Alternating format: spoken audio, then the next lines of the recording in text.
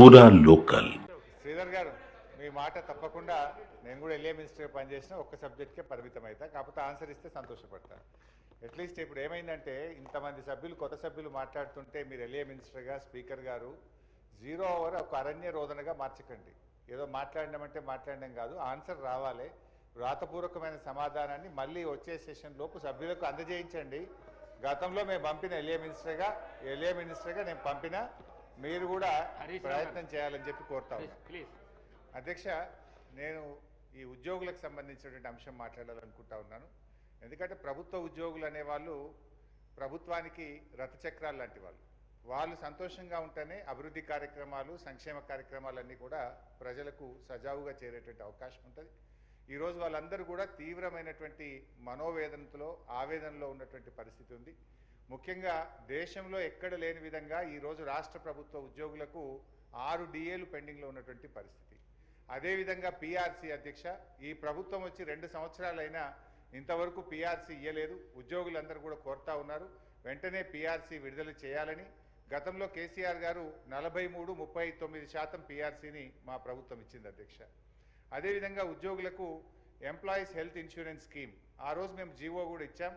దాన్ని మీరు అమల్లోకి తెస్తామని చెప్పి మేనిఫెస్టోలో పెట్టి కూడా ఈహెచ్ఎస్ స్కీమ్ను అమల్లోకి తేలేదు. దాన్ని కూడా వెంటనే అమల్లోకి తేవాలి.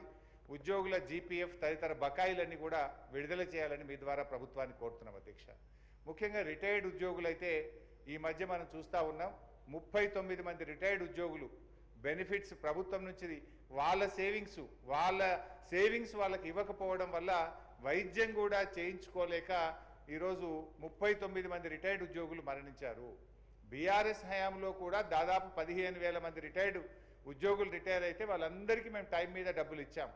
కానీ కాంగ్రెస్ హయాంలో, ఎందుకంటే ఈరోజు నేను అసెంబ్లీకి వస్తూ ఉంటే పొద్దున్నే నా సిద్దిపేటలో ఒక డాక్టర్ జగత్ Kumar Reddy, retired JD veterinary, పొద్దున్నే నా దగ్గరికి వచ్చి అన్నా కొద్దిగా అసెంబ్లీలో మాట్లాడు, నేను అక్టోబర్ 2024లో రిటైర్ అయినా, ఇంతవరకు ₹1 రాలేదు.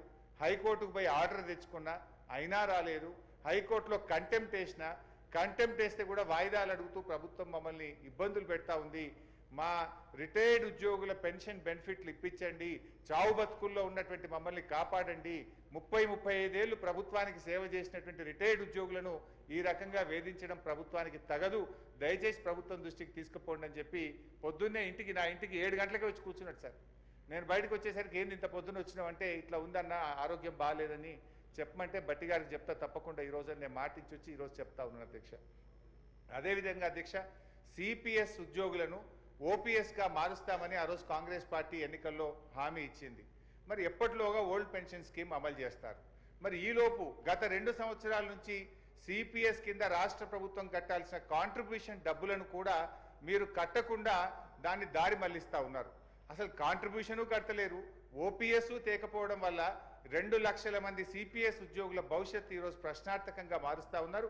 దయచేసి సిపిఎస్ కాంట్రిబ్యూషన్ కట్టండి, ఓపీఎస్ విధానాన్ని ఇచ్చిన మాటకు కట్టుబడి తక్షణమే అమల్లోకి తేవాలని చెప్పి మీ ద్వారా కోరుతున్నాం అధ్యక్ష. అదేవిధంగా పోలీస్ డిపార్ట్మెంట్లో కూడా అధ్యక్ష సరెండర్ లీవులు 5 సరెండర్ లీవులు పెండింగ్లో ఉన్నాయి. టీఏలు రావట్లేదు, డిఏలు రావట్లేదు, స్టేషన్ అలవెన్స్ రావట్లేదు. మొన్న ఒక జూబ్లీ హిల్స్ ఎలక్షన్ ఉంటే యూసఫ్ కూడా బటాలియన్ మాత్రం సరెండర్ లీవులు, టీఏ, డిఏలు ఇచ్చిండ్రు. రాష్ట్రంలో 1,00,000 మంది పోలీసులకు సరెండర్ లీవులు, టీఏలు, డిఏలు రాక ఇబ్బందులు పడతా ఉన్నారు. దయచేసి పోలీసులను కూడా ఆదుకోవాలని, గతంలో నేను ఫైనాన్స్ మినిస్టర్గా ఉన్నప్పుడు ఎప్పటికప్పుడు సరెండర్ లీవులు, టీఏ, డిఏలు ఇచ్చాం. ఈ ప్రభుత్వం వచ్చిన 2 సంవత్సరాల నుంచి పెండింగ్లో ఉన్నాయి కనుక వాటిని విడుదల చేయండి. ఇలా పోలీసులు కూడా తీవ్రమైనటువంటి ఆవేదనలో ఉన్నారు. పోలీసులకు ఉండే ఆరోగ్య భద్రత స్కీమ్ కూడా బంద్ చేసిండ్రు. మీరు ₹1,00,000కే పరిమితం చేసిండ్రు. పోలీస్ కానిస్టేబుల్ చాలా ఇబ్బంది పడతా ఉన్నారు.